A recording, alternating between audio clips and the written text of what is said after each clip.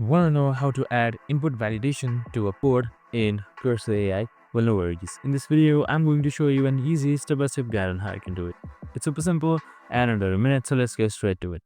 Now, first things first, you can just simply open up your Cursor AI application. So we have also created a video on how to install Cursor AI, so make sure to watch it. So once I've done that, you can see this code right here. So for now, this code right now does not have any validation. So instead of manually adding a validation, what you can do is you can just simply automatically add it. So for that, just simply select Ctrl+A, and now once you have selected Ctrl+A, just simply select Ctrl+K. Now once you have selected that, here you should be saying edit selected code. So make sure you are under quick select and just simply type in this prompt right here. So this prompt says add proper validation and prevent crashes from invalid input.